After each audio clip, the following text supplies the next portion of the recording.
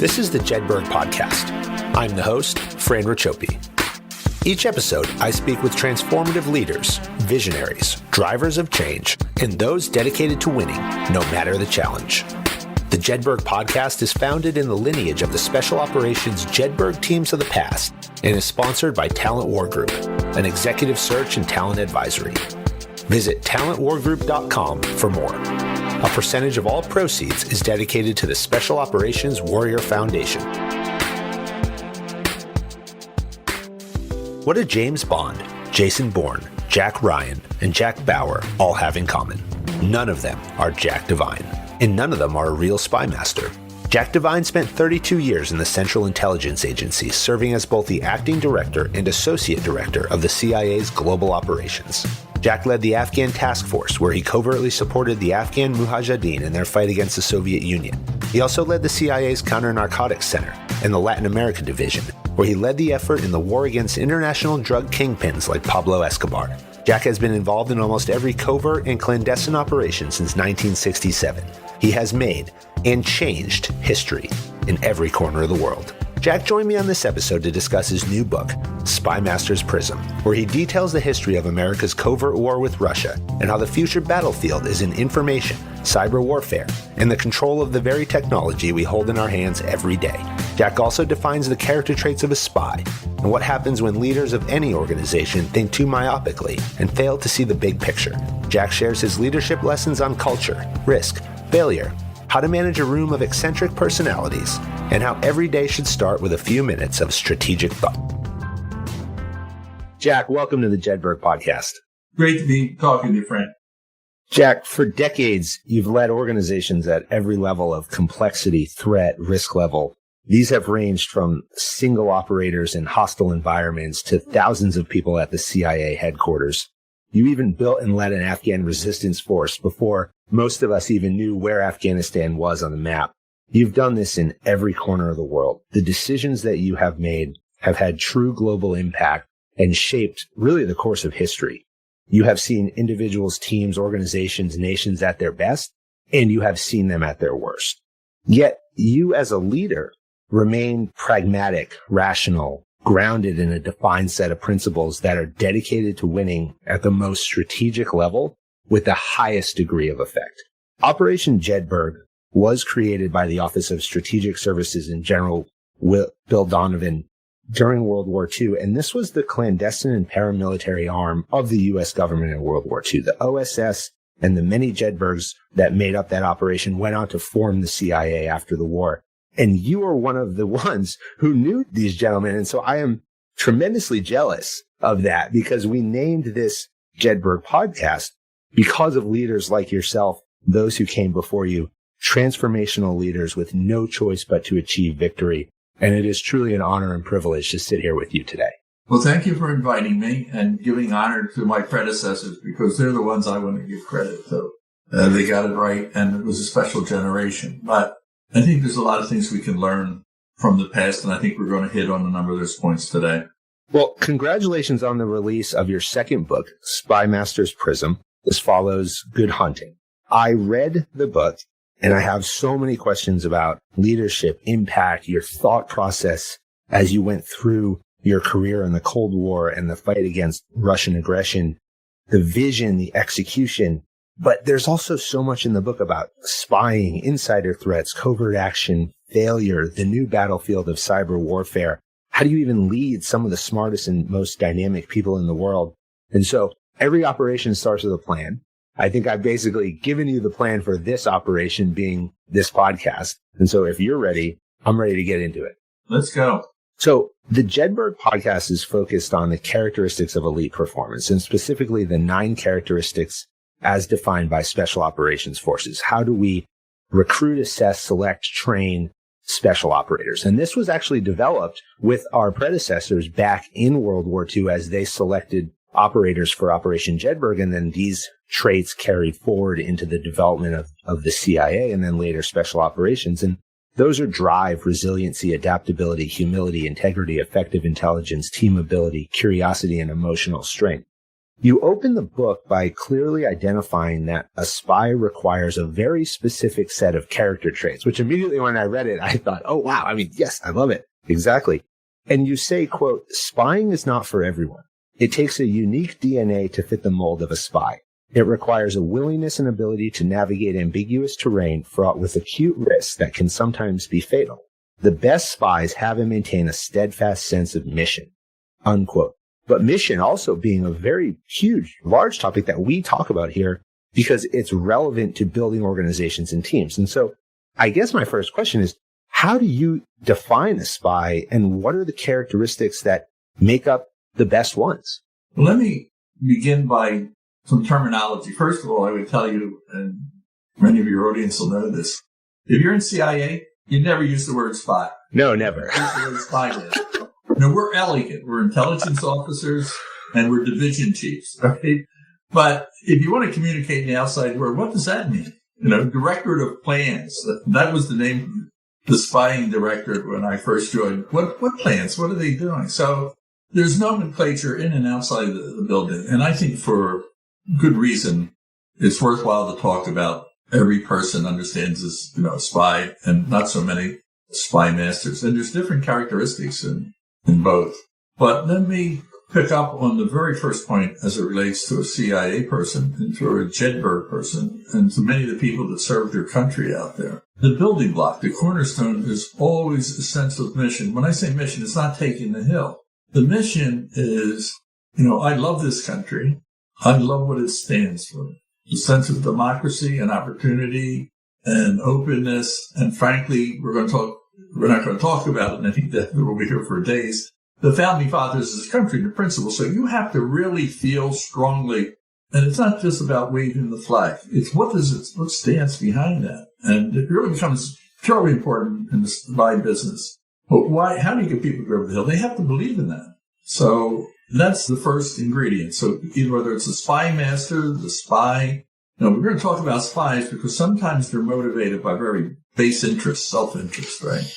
But when you're talking about the professionals that are in our respective governments and national security elements, that mission is important. When people come to me and say, I want to join the CIA, it's often like, I want to see the world. It sounds like fun. But if I don't smell that dedication to flag and country, then I'm going to say, look, you're in the wrong place because you're going to find a lot of sacrifice in this. You see James Bond, you don't see him writing reports and going home and trying to, keep cover and tell his wife, no, I didn't do anything today, while you were in the middle of a war. So you really you'll be a failure. The other thing is you won't be able to implement your 9 principles if you don't start with that. So I promise you, every Jedburgh went in there, go defeat the Nazis. I mean, it was, and I met them, I met Virginia Hall jump behind the lines with a prosthetic leg over his shoulder. And Tom Polgar briefing people after the war, and the fellow that was my counselor, organized the resistance as well. I mean, these are really hard-boiled, dedicated Americans. So you start there. But let me go to my terminology. The spy is the foreigner. That's the person that works in another government, in the military, in their intelligence service, the economic technology arena. The spymaster in our world is the American officer who's trained down at the farm, gets language training, goes abroad, and meets and handles clandestinely these spies and recruits spies. So that's the big difference. And we call the spies, and I said we're elegant, we call them agents, right? So, but if you say that around the FBI, they think you're talking about them.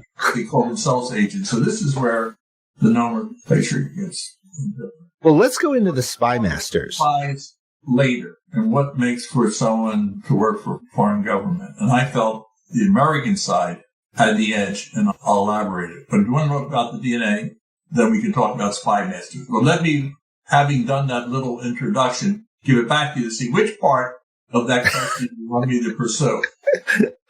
I actually want to go into spymasters right now because everybody's got to be led, and the leadership is what sets the culture of an organization. It provides the vision, the direction, and the resources to be successful. And the book is called Spymasters Prism because it's the lens by which those leaders have to look at the world.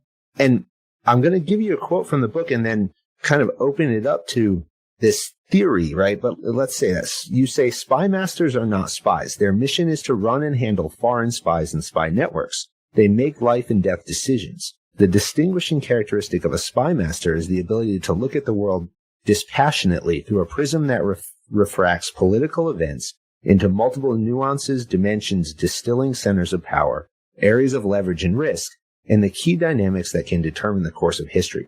Unquote. When I read this, I think about the strategic thinking as critical components of leadership. The ability to see the whole field, if you think about it in terms of sports, with the world being that field in the intelligence community. And I think about the difference between like youth soccer, where the ball gets kicked and all the kids flock to the ball and you become myopically focused, versus professional soccer, where the professionals stay back, they see the whole field, they have people in different positions ready for any event, ready for the ball to be kicked over everyone's head, and there's someone to respond. And leaders in business and in government must constantly be assessing their environment with respect to the operations, the competition, the market. If they become too narrow-minded, they miss opportunities. And you define this as the prism. And so what is the Spymaster's prism in this lens that leaders must understand and view their world, which will obviously refract differently depending on their industry? Fran, I warned you, when we start talking about leadership, it's going to be a very interesting and long discussion. Multiple part series. Again, I'm going to come back. You know, the military does a great job in developing leaders. Okay, now, and I think there's many things the military do that's extraordinary. But people confuse different words. You know, it's leadership, legend, hero. They all get blended in. So let me start with something that's going to feel unexciting, and that is, you got to remember that whether it's the Defense Department or an Army unit, you're talking about an organization, right? It's an organization. So before you get to the leader, you know, get yourself a good manager, someone that knows how to move things. I've always been struck by, and I'm not quite done because I put it aside and think on it, and that's the Civil War. You have Ulysses S. Grant against Robert E. Lee. And everyone's going to say, Robert E. Lee, the brilliant general leader, right? Ulysses S. Grant was a quartermaster out in the West somewhere, you know, had a spotty career. But you know what won that war? It wasn't that he was flamboyant and had a feather in his hat. He was a logistics guy. I mean, he knew how to move an army and get an army in the right place. So I want to talk about leadership qualities, but my personal view is that there's so far and few between real leaders of the type you're talking about that change history. And I'm going to take some of their characteristics as my own, but I'm going to tell you that's a really unique breed. You want to strive for it. So when you sit down with a Spymaster and you say, well, I want you to look through this prism, that's not what I'm really saying. I'm saying the Spymaster, it's his prism, each one. How do you look at it? But you defined it very well and quoted me accurately. And that is, once you're a trained Spymaster, there's a way of looking at the world. But then you have to introduce these other 9 ingredients into how you look at the world and what matters and what doesn't matter. So it's, you know, I'll wander afield for one moment. I had not a clue about the CIA when I joined, right? So, and at the end of the book, both books, I come to the conclusion I really belong there. Now, they may disagree. My file may indicate that. How did this guy get in and how can we keep it?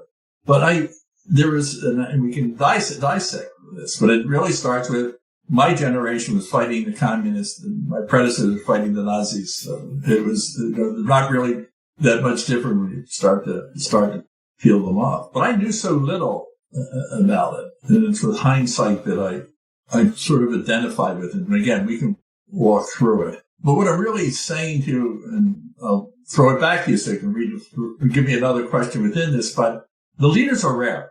And there's a paucity of strategic thinking that is much smaller than I dreamed of when I was growing up through the agency. I kept looking at the next level for strategic thinking. And what I find that you can have a room full of people with the same IQs. Let's give them 140. They will get the job done. They are really good. Tell them what you want done, and they're going to do it. I can't tell you in how many ways people would often say to me, Jack, stop bothering me with the strategic. Just tell me what you want me to do. I don't want to deal with the strategic stuff. And so when you're talking about leadership, it's a much smaller group to find.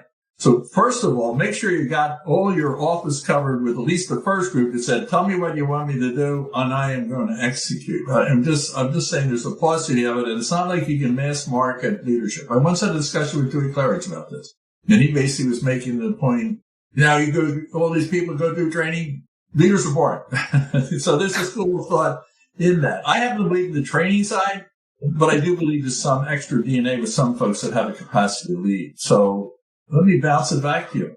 So if we go into the pitfalls of becoming myopic, right? If you go down this road and like you're saying, the subordinate in the organization, right, are telling you, I don't care about the strategy, right? I just want to be told what to do. And so if you have as the leader, then stop thinking strategically, you get myopically focused, you can run into some pitfalls. And so you actually reference the complete, and at times I would argue necessary, focus on the war on terror post the 9/11 attacks. And you believe that this myopic focus hindered the U.S. ability to apply resources against Russian aggression, ultimately allowing for Russia to gain significant ground in cyber capabilities, and then eventually through the whole time the use of covert action operations. But in referencing 9/11, you state, from that moment on, nearly all eyes turned towards this new asymmetrical, stateless, ideological, and seemingly existential threat to the West. Any other policy priority was subjugated to it. And because of the military engagements that followed, intelligence collecting covert action was modified to be used primarily in service of those military engagements. 20 years on, we can see the results of the opportunities lost from this strategic posture. Can you speak more about what happens when we allow ourselves to become myopic if we adopt that sense of, I don't care about the strategy, I care about the tactics? Because too often we realize that we have become tactical in our focus when it's too late, when the event happens. And then we're forced to say, oh no, we missed that. There's, again, another heavy lifting question, but I would start at the top. You gave 9 characteristics of Jedburgh, and they're all good. The humility one, I haven't run into too much of that, but we can tease that out. But when I would start down my list, I would say the very first thing is mission. You believe in the CIA, more importantly, you believe in the United States. In other words, that's your first step. The second step is if you're going to be a manager, I'm not even going to the top leadership, you better start at some element in that agency and chief of station, different places, you need to think strategically. And all I was saying there is there's a paucity of that. And so it's more burden further up the line. Now, we get to the very top level, we're talking about the strategic thinking that you're in, and everybody very well better be a leader. I would tell you the third thing after strategic is, which is the second, is entrepreneurial spirit, how you build things out, and we'll get to that. Ulysses says grand again. So when you do strategic thinking, and again, you have an audience that has known war up close, and to me, most generals are really not anxious to go to war because they know the cost. And one of the things the military has done, and high praise from me, is they really send their promising officers off for education that's not military. They're trying to broaden it so that they develop a sense of history and the strategic thinking. So I think when you start to getting to the stars on the shoulder, you start to see this strategic thinking. Well, the same thing needs to take place, you would hope, in the political arena. If you're sitting on the Senate Intelligence Committee or you're in the White House, that to be an effective person, you have to think strategy. So then you have the big calls, and you say, well, you're a armchair general now. And Colin Powell made a couple good points that people better remember. You put troops on the ground, you own it, right? Getting in is good. No one's going to stop the United States going in. I mean, we've got the best force in the world. Even today, we're talking about 2,500 people in Afghanistan. How do we get them out? I mean, how do we get them out without a crisis? And I said, that's really a good point, how you get out. Now, remember, I ran the Afghan program in its heyday to drive the Russians out. But one of the things the Russians learned, one of the things that the Brits learned, when you go in, you better figure out how you're getting out. So what I'm saying is we go into Iraq. This is where this big strategic thinking, if you want to know why I think it's so narrow, when you go in, you have to think about the consequences, the long consequences of it. You can't say, well, the oil will pay for it. So I am pretty hard on it. And I happen to believe in the Jedburgh concept because I'm for renting forces on the ground and bringing our special forces and CIA in. And if there's people on the ground that want to fight, capable to fight them, let's give them what they have. but be temperate and think about the strategy, because once you we did a great job, we the United States, and specifically Special Forces and CIA, when we went into Afghanistan and brought the Taliban down. But then we put an army on the ground. And once you did that, you changed the strategy. And it took place in the United States without anybody stopping. If there was somebody, I didn't hear the voice. They got louder as time went on. So there's the big thing, big strategy. And then there's down at the chief of station level or the commander, there's a strategy about how do we accomplish that mission of taking a hill or so on. So it's layered. And today we're facing some huge strategy. And if you take cyber, this decision by the President of the United States to put stronger sanctions, including on sovereign debt, and to undertake unseen, which to me, I suspect means cyber. These are big decisions. But what is our strategy? And I hope in the White House that we're thinking about what is the road forward here when we start. I'm for it, measured, right? I'm not knocking what's happened here. I'm just going to your point about the paucity of strategy and how important it is to have I almost called the book at one point, It All Takes Is a Spark, because I had people coming, let's go in, it's ready to go. And you have to say, no, use Ulysses S. Grant. What do you have on the ground? If they don't want to fight, you can't force feed it. And that's the bad lesson. You didn't have to study history very much to understand that the strategy required the people on the ground that shared your common view of what Afghanistan ought to look like. And the Russians misread it. The Brits misread it. Now, ours was very good. We went in and then we left, right? And so the question now is that we've spent a lot of treasure and blood with heroes of all sorts and sacrifices by people. In the tactical side, we've done extremely well. So I don't know if I have a solution to the problem other than when we train people, we give them a job, we say, look, you really need to think about the longer run. And I'm telling you, they don't say it the way I just described it. Stop bothering. Just tell me. Tell me what has to happen.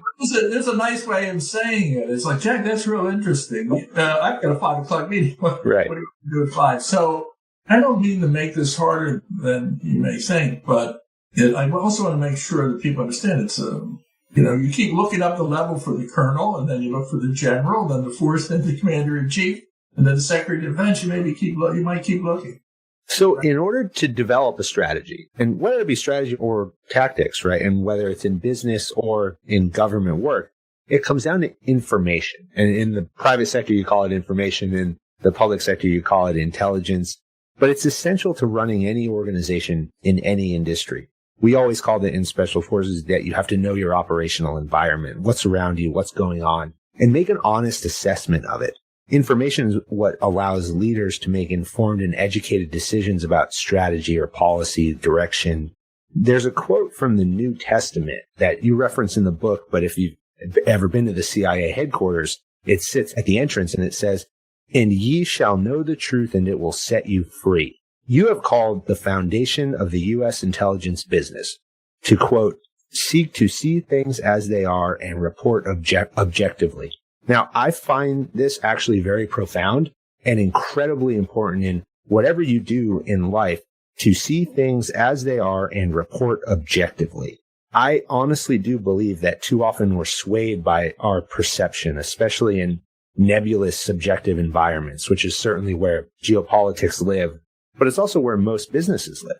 And leaders have to make real decisions in real time every day that have residual effects. I call it the 4-dimensional sphere, where every action has a reaction to it. And in counterterrorism and counterinsurgency, we called it the balloon effect, where you squeeze one end of the balloon, but then the other side gets bigger. And then you go and you squeeze that other side, but then somewhere else gets bigger. And so you're always in this evolving world where every action has some sort of reciprocal reaction. And when you have to make these decisions, you tend to view data as you want to see it. And that can be positive or negative. And objectivity becomes very difficult. And so when you look and evaluate intelligence and information, and you have to use it for decision making, how do you actually remain objective, especially in the face of information that may not align with what you want?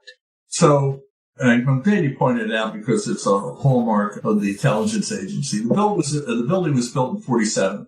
So that means the people that built that building and put those words on the wall were products from World War II. And they were basically, the Jedburghs were sitting around deciding what went on the wall, right?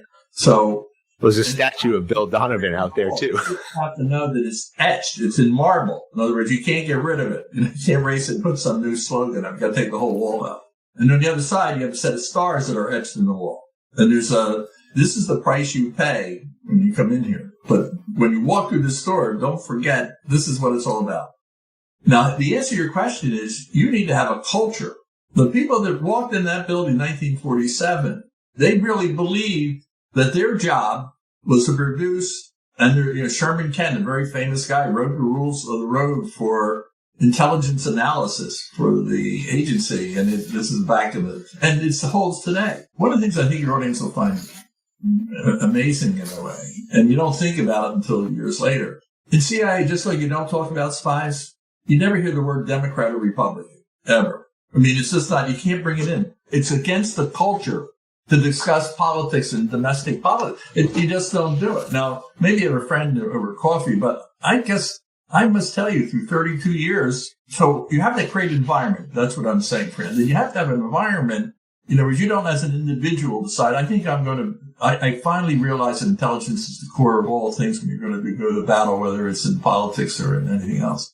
It is critical. It's the most fundamental thing. I've taken it into the private sector. I mean, that's what I do for a living. I bring the same mindset that Spymasters Prisms look at. Don't look at the way the world you want it to be or wish it would be or suit your political and social economic agenda. Just take a look at it. And so it's discipline. And there's another word which applies to the analyst, but, I grew up in the operational side. It's tradecraft. In other words, you have to learn the trade. You have to learn how you start to do writing. That is, in other words, if you write something that's still the tradecraft that your boss says, hey, we don't do it that way around here. So there's a tradecraft. When I learned a lot on the farm, a lot of fun, by the way. They made us jump out of the plane, like 5 jumps. I mean, I can't find this, and never going to need it again.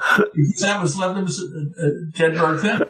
And I enjoyed it. I did it. I did it, and that was one night jump. But this was a lot of fun. But you also learn, in fact, it's set up that you have instructors, and the instructors train.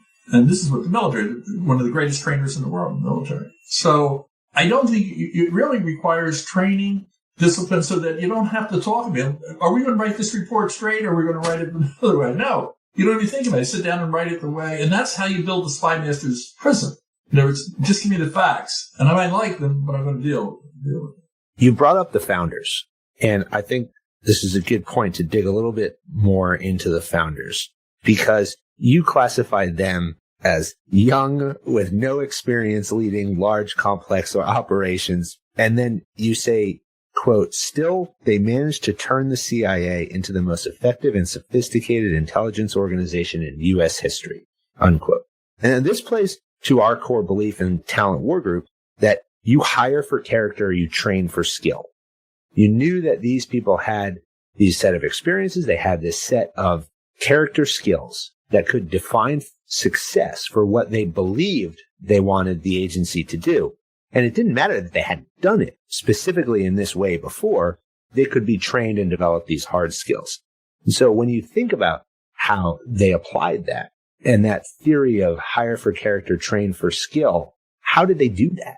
Let's take a moment on history then, because it was Wild Bill Donovan, right? But he was a lawyer, a Wall Street lawyer in New York. He had a fun law firm only about 10 years ago that went to fund Donovan Levy, I think it was. But he came off of Wall Street to put on a uniform and become a spy chief, right?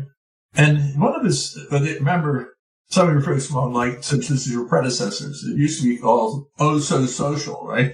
In other words, who was in the OSS? You're rich and elite, right? So Donovan wasn't so rich, but he hung out. The founding fathers, a lot of them went to the Ivy League schools. I want to put in right away, I'm a blue collar guy, so I'm the product of that second wave. But the first wave were very well educated, but they were sophisticated in the way of the world. And let me self-reveal again.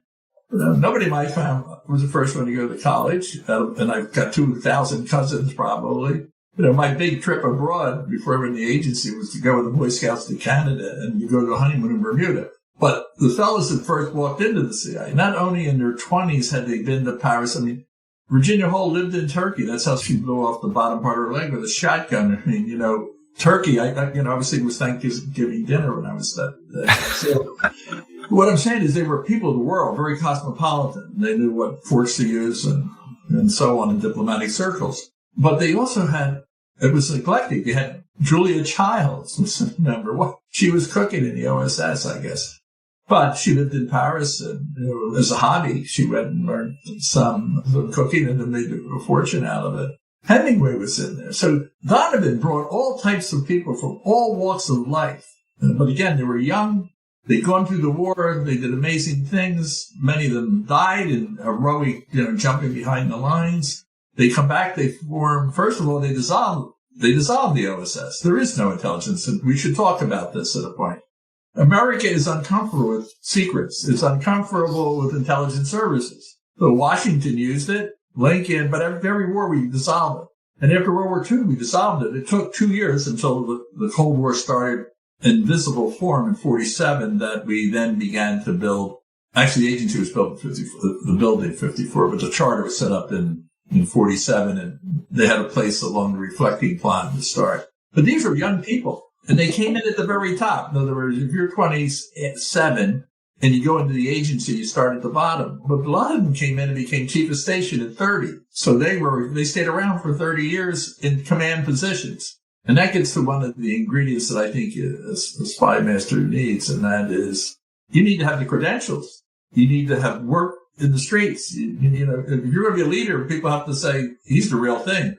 He just didn't decide, his father brought him a job. So I think when you look at the foundation of CIA in the group, they were sophisticated in the world. They're also in the book, I talk about the Georgetown set. And what you had was really clubby world. The CIA top people, Allen Dulles, his brother was the secretary. He was the head of the CIA in the Bay of Pigsty. But his brother was the Secretary of State. They had dinner with the head of the Washington Post every week, and some of the journalists. It was, they lived in Georgetown. And so policy was a little mixed. Now that you can't replicate today.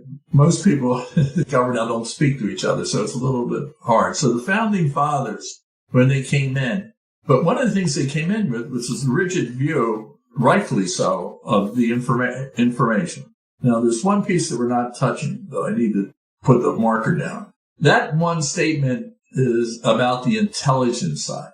And most people are comfortable outside of the CIA. Espionage never really causes a lot of headaches for CIA. Inside it does, and what happened to our agent. But the problem with the way the agency viewed is often its action part, which is not espionage. You need intelligence, as you say rightfully, Fran. You need it for anything. So when you think of the CIA's operational director plan, so the National Clandestine Service, as it's called today, you have the intelligence side, know the truth will set you free. But in that Charter of 47, there's a clause in there that says, and carry out the special activities as directed by the President of the United States. That is the charter for the CIA that you say, what was your role in Vietnam, or what was your role in Chile, and Allende was overthrown in Afghanistan? That is not espionage. You need the intelligence, absolutely 100% true. But that's the dimension that becomes public. It's one of the reasons I can write books, is because I touched so much of that it became public, and I've gotten into the habit now of talking about what's good covert action and not. When the founding fathers started the place, they came out of the Jedburgh World War II action part. So there was right away inside the CIA a struggle between action and intelligence. And I want the audience to realize that these are two big disciplines. And you mentioned third, counterintelligence. We'll touch that some other point. So I want to put a marker down when you walk in the building. Yes, it's all about intelligence on that, in that aspect, but you really need to understand there's a big function that the country needs that's action, and it's very controversial. I would argue also that the agency is founded on this idea of risk and risk tolerance. And so I would say that both of these sides, or all three, whether you have intelligence collection and espionage, or you have covert action, or you have counterintelligence, these are the highest degrees of risk versus reward. In episode 1, we spoke with Mike Sorelli, who classified risk as opportunity. And he talked about the fact that special operations is trained to see the upside potential of risk, understand the downside, but then create mitigating mitigating controls to manage that risk, and then use that information to make educated decisions. But the folks that you talk about who came out of World War II entered with a profound tolerance for risk. And you even talk about it where you say that the agency's founding generation was coming off the bloodiest war in history with tens of millions of deaths and casualties. Their appetite for risk and quick action was forged in the crucible of World War II. A key binding ingredient among them was their unbridled can-do spirit that shaped the OSS ethos of running bold and high-risk operations. There was no task too intractable and no risk too perilous.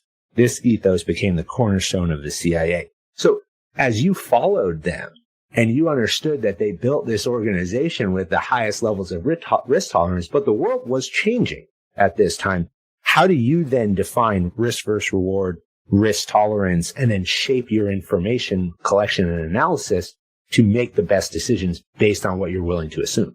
The agency, what I said, was down by the reflecting pool where, Lincoln's statue is and all that. But then they moved out to the forest, the wooded area of Virginia. And they moved out to Langley, right? Today it's a huge city, right? But when they went out there, it was to get away, hide, be hidden out there, right? But everybody knew it was there, but it was to build this new building. And it's a beautiful building. It was a mistake to take it out of the city, but we'll leave that aside for now. So when you think about risk, you have to realize that even if CIA wants to live by itself out in West Virginia, as one group wanted to do at one point, your risk tolerance is correlated with the outside world. So if America is, World War II, a lot of people fought in the war, there's a higher risk tolerance among the American people. So as the risk tolerance shrinks in the American people, it shrinks in Congress. So your oversight of risk begins to narrow. And this is this is not as critical as it sounds. It's the natural flow of history. So it's not, you have the same types of people, I would like to think, who go into CIA, the same dedication. I never met anybody that wasn't prepared to take a physical risk in the CIA. I mean, they're willing to do that. But when you're running the operations, you've got to think about what are the risks. You should always do it no matter what environment you're in. And in general, we're talking about is, absolutely right. But the thing that is interesting is that heroic people sometimes are afraid of bureaucratic risk. So there's two things. There's risk where you're out in the battlefield, right? And another when you're making a decision, you worry about bureaucratic risk. And that's where the environment starts to kick in. So I would say the people are ready to take the risk, but the systems aren't prepared to take some of the risk. So there's been shrinking. Then your second point is key. I mean, you got to think about mitigating risk. You don't want to gun-ho, let's jump over the hill and lose half your men. No sensible officer would ever do that. So mitigating risk, how do you reduce it? The upside, take no risk unless there's an upside. Why take a risk? So the risk should be commensurate with the risk. Unfortunately, some people are more glib about this. I said, I've never found it in generals. I found it in civilians where they're not thinking through that lives are at stake. And again, it's a small number, but you got to be careful when they're in command that, you're keeping an eye on them. They don't do stupid. So I think your point, taking risk is important. I think CIA will continue. Special forces will take the risk. They'll do it.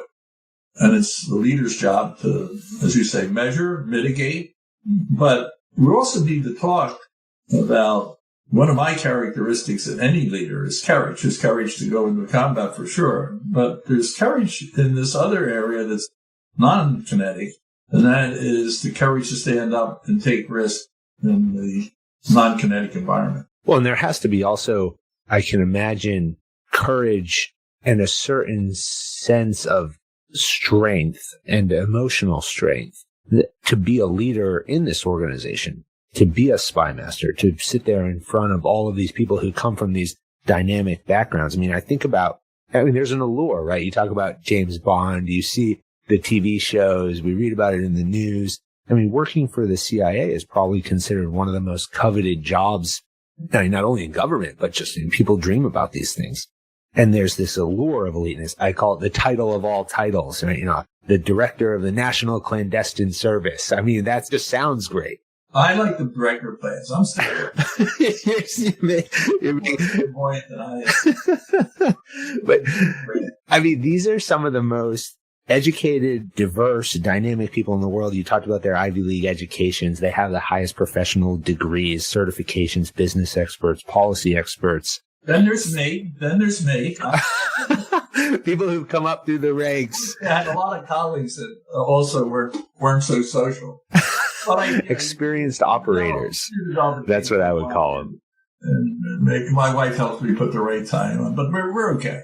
You spoke about leaders who created an intentional aura of mystery and authority, like folks who sat in the dark so that they could work in the shadows because it made people think that they were more spooky or something, and others who believed that they needed to create a folklore of themselves to lead effectively. But leading this dynamic group of individuals requires a very agile and open-minded leader where you have to understand all of their backgrounds, but you also have to understand what is going to motivate them. And in episode 6, I think we spoke with Claudius Conrad, who's a doctor at Tufts Medical Center, and he's a pioneer in minimally invasive pancreatic surgery, but he's also a concert pianist. And he also has to work in this surgical team with all of these brilliant minds who approach the same problem, but from a different lens. But the common thread that binds them is what you call good of the patient, for the betterment of the patient.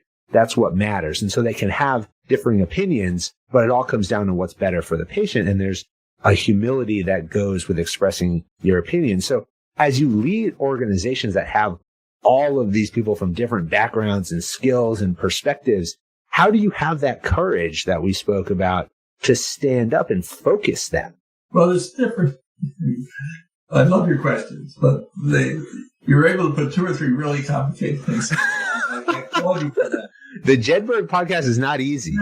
You're meant for leadership. So we'll do both. But the first is people blend leadership, legend, and popularity. So there's a style. When you talk about leadership, different people create leadership. You create a leadership style.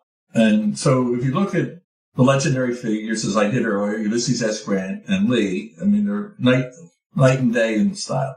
If you look at General MacArthur and you compare him to General Eisenhower, you take General Patton and you compare him to Bradley, Marshall. So when you talk about leaders, the style sometimes can matter. Like Patton, he had his pearl-handled guns, and there's an aura that you create. So I had a discussion with a legendary guy in the CIA who I got along well with, but we disagreed on different things. Our disagreements begin to delve getting long. But when you think of leader, he once said to me, he said, you got to create a folklore around. You're going to be a leader of folklore. And he wanted to be a particular type of leader. He wanted to be like Lee.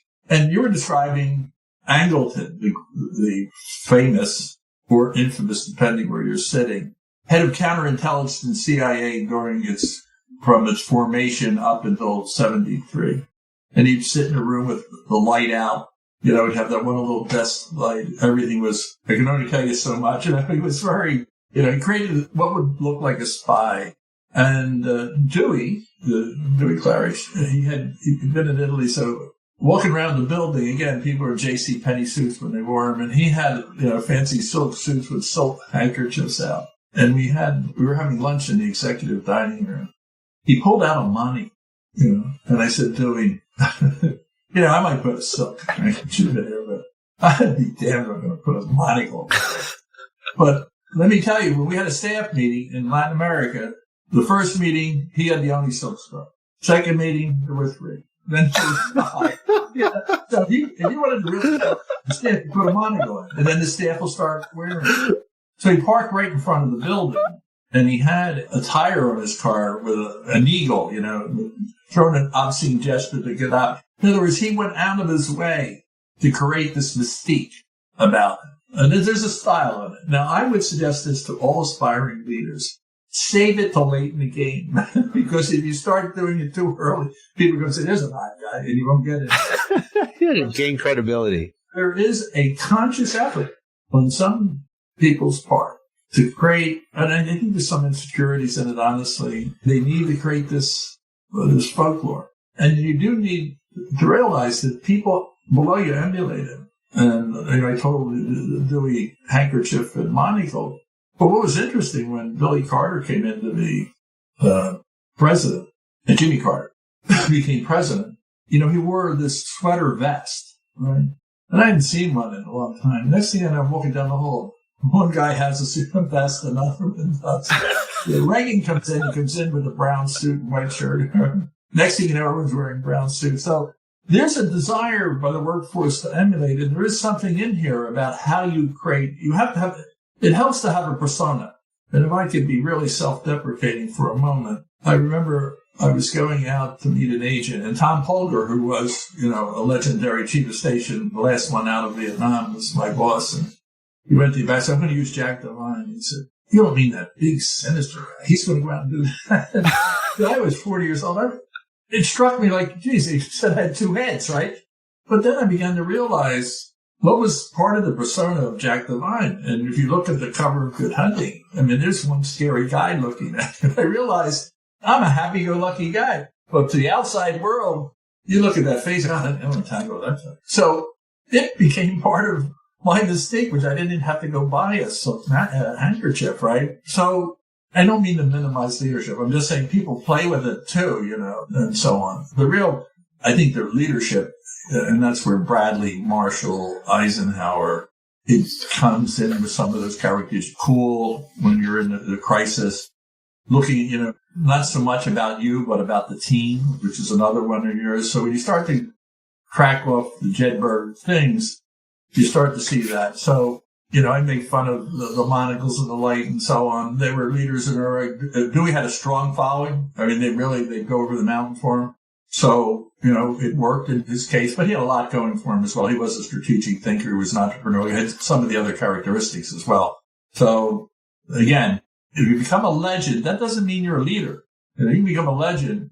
First of all, when you start calling you a legend, it means it's time to start calling you Undertaker for making reservations. But the legends, it's about what you did at a certain point. It's not necessarily time. And popularity, you can be a really popular chief. History tends not to treat you so well the further you get away. But if the forces really think you're a good guy and a funny guy and all this, the other thing is if you're a leader, everybody laughs at your jokes, right? Because they're afraid not to. But, even if they're not funny. And you want to have the force feeling good and positive about you. But if you strive for mass popularity, you might not be able to make the tough ones. Some people say, well, I take tough decisions, that's why I'm not popular. I feel like, well, yeah, you take tough decisions, but you're also unpopular because you're a creep. But my point is, there are some people at the top of organizations because they've been popular through it, and they try and find a consensus, keep everybody happy. And I said, at the end, history treats them poorly. Because when the going gets tough, they're lucky. Maybe they get out before something goes bad. That characteristic is not really helpful when, you get 9/11. So every organization wants to believe that they have the best people, the highest work ethic, the most integrity, the most dedication to their mission, the company, their country, as you talked about. But the reality is that there are traitors, as you've called them, that exist in every organization. In the business world, we call them insider threat, where they'll take information about policy, business plans, intellectual property, technical data that they steal, download, take to their competitors, give to your enemies, terminated employees who take plans and IP to their new companies. When we first met, we actually met about this insider threat program that I was building, and that was actually what started to form the basis of our relationship. And I always have defined insider threat as the potential for an individual who has authorized access to an organization's assets and information to then use that information negatively against their own organization. And there's well-known cases of this that you have documented, that we've seen in the press, that have had severe impact on the government and on the private sector. American spies like Robert Hansen, Aldrich Ames, Edward Snowden, Jack Dunlop, Robert Lee Johnson, who you called the first scoundrel spy, which I thought was funny when I read it. What's the motivation behind people who do this? Because insider threat is something that has been huge in the private sector security industry over the last couple of years. It's at the forefront now as we look at the rise of cyber, because humans have to some effect, allow some of this access. So what is the motivation behind people who engage in this type of activity? Now, again, it's a question I actually like a lot because it's not a well-understood subject. In Spymasters Prism, this is focused on the Russians. There are some other things that are brought into as an example, and there's lessons in it. But one of the chapters in there is called "It Takes a Spy to Catch a Spy." But what I do is I take the spy cases of the past, bring them up to the spy cases today, look at the covert action of the past, bring it up to today as of President Biden's election. So it's that history. So in that history begin to emerge lessons. So when you get to the spy part, and at the very beginning of your program, I said that when you think of the role of the Jedburghs, okay, after they came back, there were places where they were using action, but then they got into the spying business. And you begin to look at the spy cases, agents you run in Russia, those they run here. And what we talked about at the very beginning was the mission. So most people think that defections betraying your country is rooted in some big political issue. Now, it is true, and I mentioned at the beginning of the show, the program, that I thought I had it easier than the KGB guys. Why? The whole world was more sympathetic. They had countries that were neutral, but they worked with us, right? People wanted to work for a system. They really liked our style, democracy. So more people came our way. More people helped us. If you were on the Russian side, by the 60s, you're selling the stalest product in town. We're going to have a commune soon. We're going to all take over. People didn't want any part of it. So they had to have a hard to sell. So the recruitment process was a little harder edged, get more into undermining people. But if you take the two big spy cases that I personally close and too familiar contacted, the case of Ames, I went to his wedding. Rick Ames, the CIA officer that worked for the Russians and led to the execution of 11 or 8 agents. When I start to look at the cases, it's not because of communism and the capitalism or whatever ideology you want. What you find is, the CIA hires people about the same. Generally, there's some people smarter than others, but by and large, they get good credentials and so on. They all come in, they're patriotic. But you had a point on your list. I keep coming back to your list. One is humility, right? You got to be careful with the super ego when it's married to an underperformer.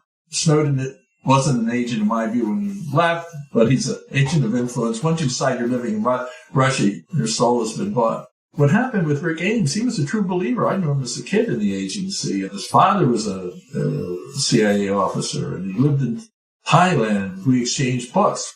He gave me a book called Coffin for Demetrius by Eric Ambler, a big counterintelligence case. I gave him one on the psychopathology of leadership, which we'll come back to someday. So we exchanged books. But he was into spying and that CI part, and he learned Russian and then became a Russian officer, a Russian expert, if you will. But what happened is he was a lazy guy.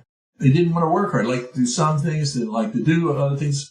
But the pieces he missed, sometimes you see people like, well, they probably don't have self-esteem. Well, the problem is they have too much. They think they're really good. Like Snowden, he didn't have the credentials, but he thought he was smarter. Hansen thought he was better than all his cohorts, so much smarter.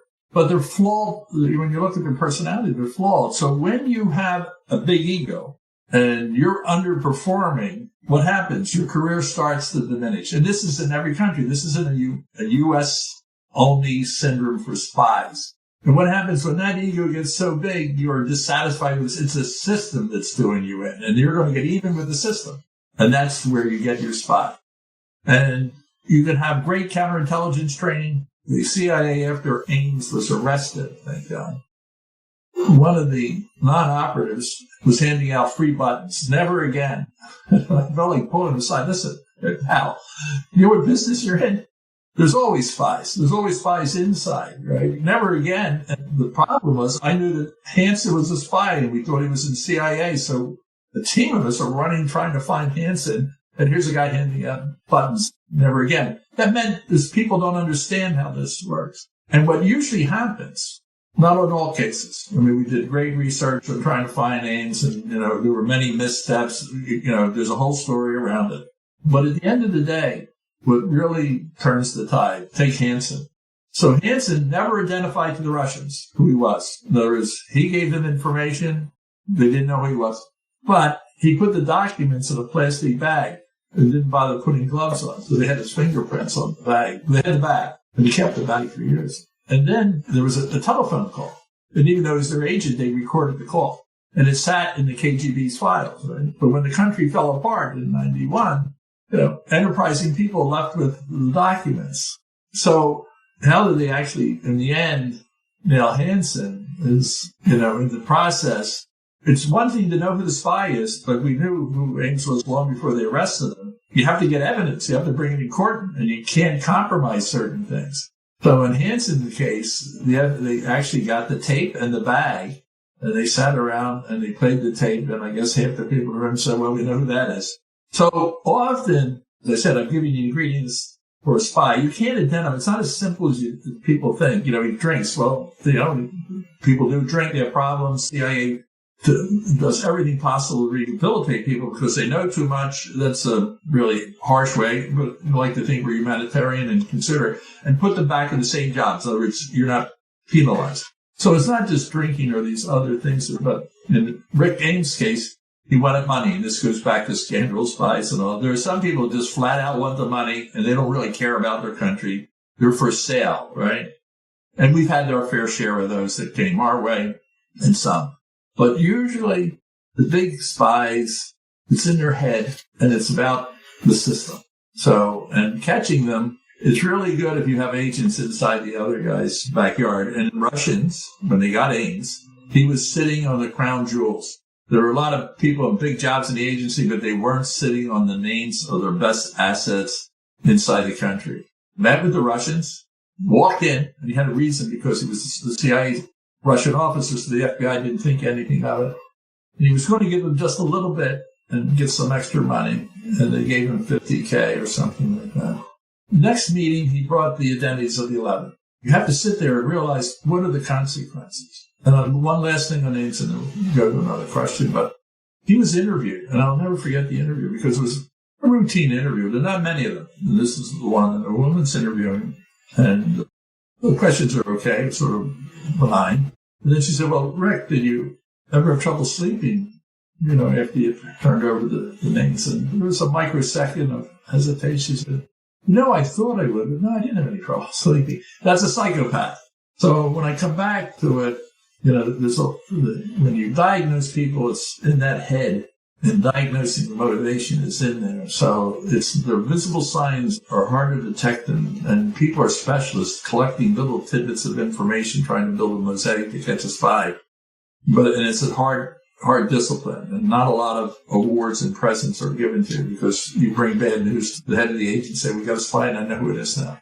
Well, Spymasters Prism is your detailed account of how we got here really today, right? And then you bring us to today, as you said, and then you go into the next battlefield, and you're identifying the next battlefield as the effort to undermine U.S. elections, destabilize democracy. And if we think about the Cold War, it was fought through this fear of nuclear war, mutually assured destruction. It led to détente between the two sides. But today's battlefield is this cyber domain. The traditional battlefields that existed of uniformed soldiers, of nation states fighting for territory is really gone. And now the cyber battlefield brings in not only the government, but it brings in the private sector. We've seen this in things like the Sony hack, from several years ago where the North Koreans took down Sony. We saw it a few weeks ago, in the SolarWinds attack that happened recently. And now we see the administration putting sanctions on the government, basically accepting that, yes, this was done by the Russian government against the United States. You've called it weaponizing of information. Where do we go from here? What is this new battlefield? I mean, are we ready for this?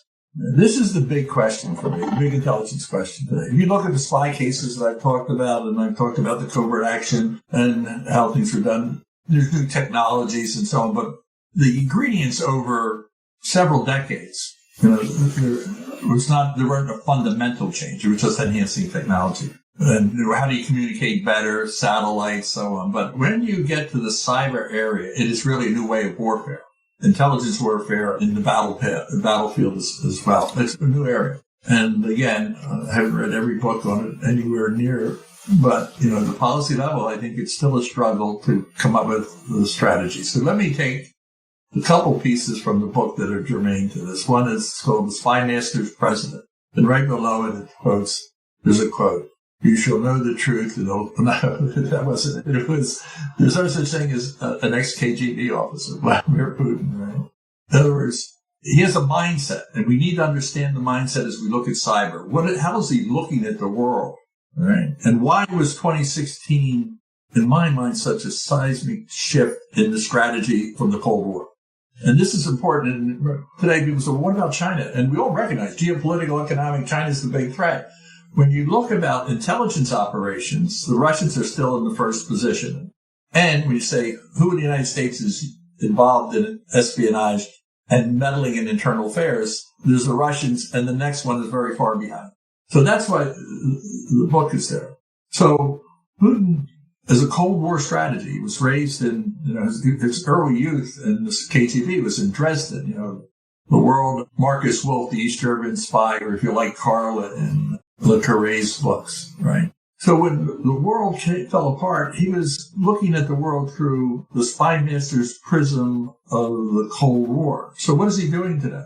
He's rebuilding the Cold War strategy. Weaken all of your neighbors, regain control of Ukraine, take the Crimea, get warm water ports in the Middle East, meddle in around the world in places where it will be frictious with us, looking for some alliance with the Chinese, which we can talk about. This is a Cold War plan, and he is executing on it. And one of the ingredients is the United States is an implacable enemy, so therefore we need to keep them weak. So one of the chief of staff of the Army in 2014, wrote the theory called the hybrid strategy for how do you go to war.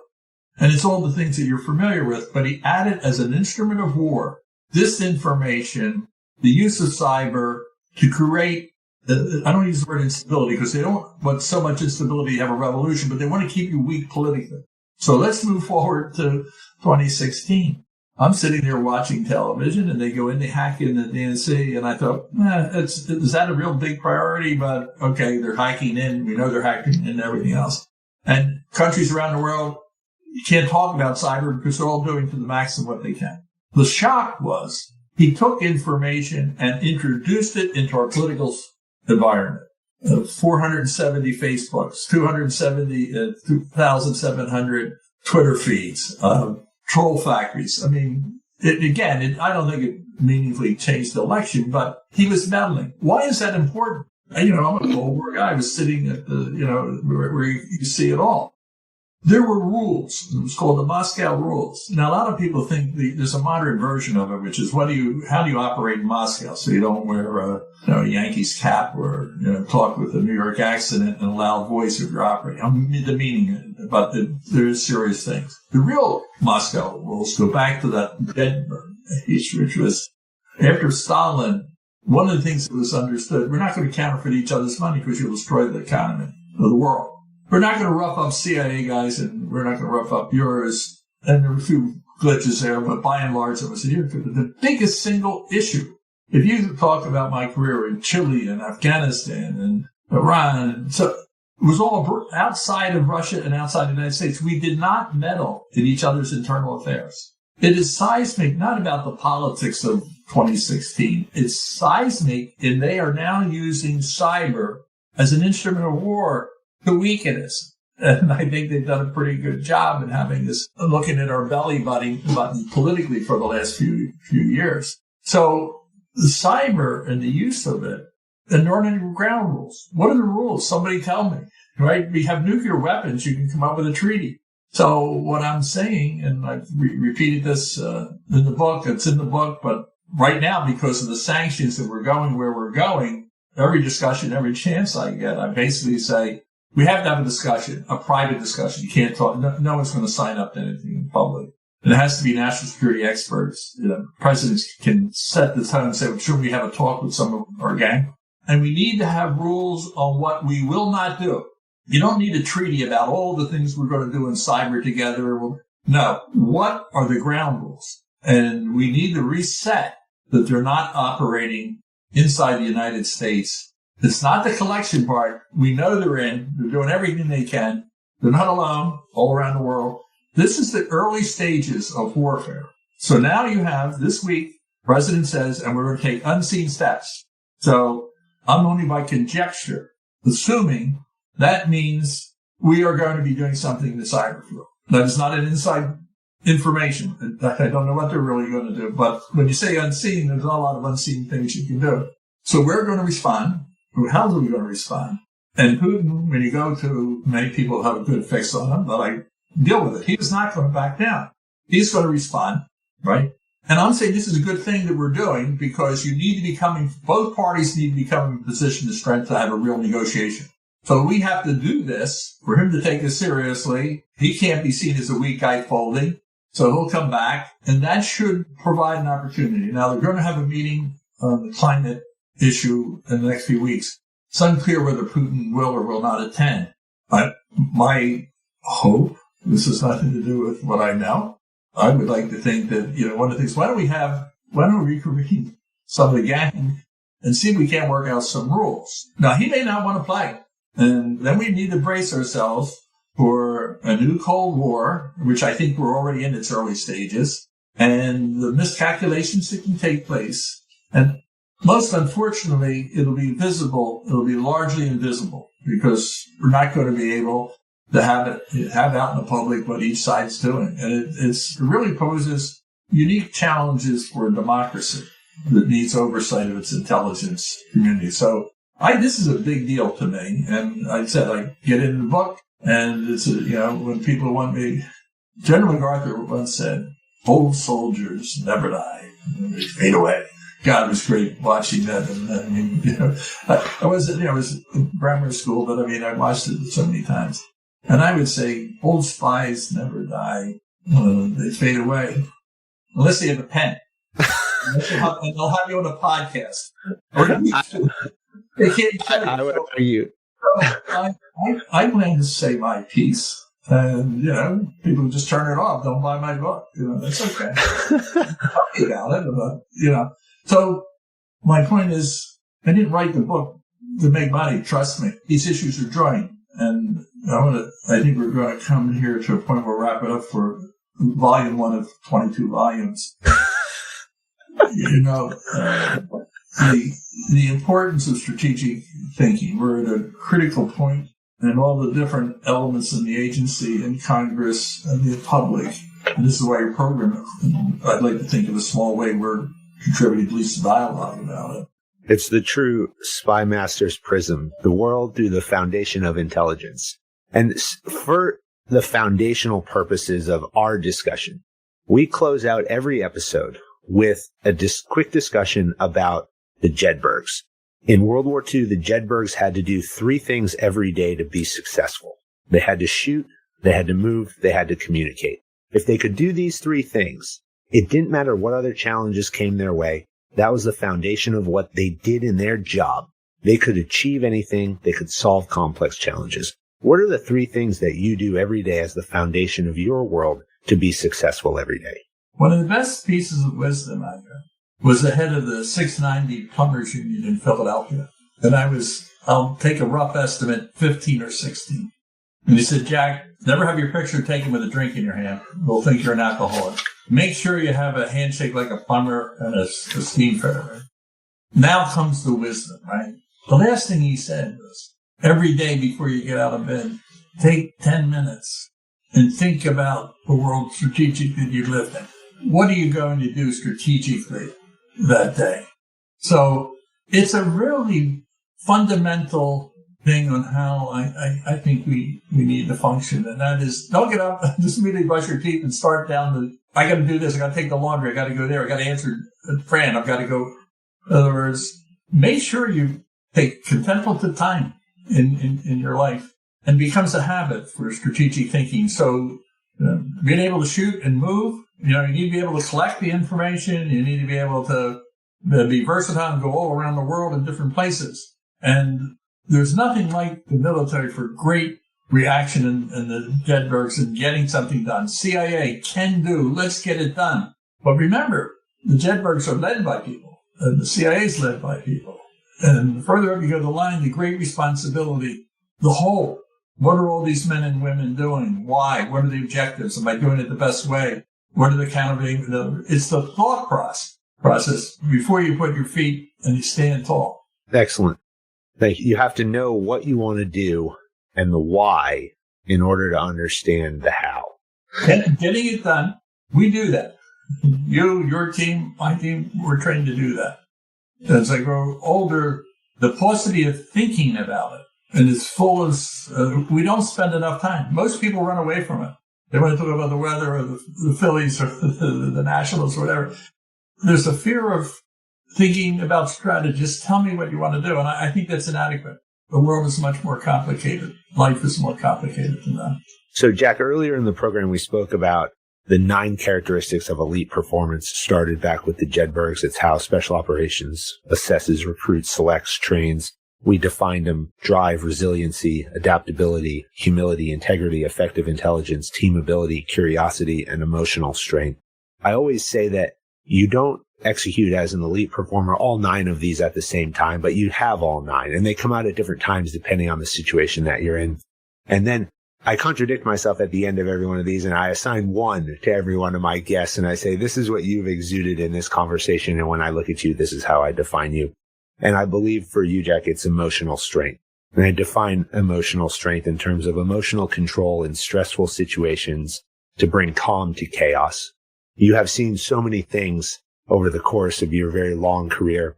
You've been involved in conflicts in every corner of the earth. Overt operations, covert operations, clandestine operations. You have seen history, you have made history, you have changed history. Spymasters Prism was an amazing read. It's an amazing lens on the past. It's an amazing look into the future. And there's some quantifiable things that every one of us can learn about the environment and the real world in which we live in. You've been an amazing mentor, coach, friend, national hero, a true Spymaster. And I thank you for joining me on the Jedburgh podcast. Thank you. Great pleasure, Fran, as always. American Jedburghs went on to form the foundation of the United States Special Forces and the Special Activities Directorate of the Central Intelligence Agency. Thanks for listening to the Jedburgh podcast. I'm your host, Fran Racioppi. We're brought to you by the Talent War Group, an executive search firm and talent advisory.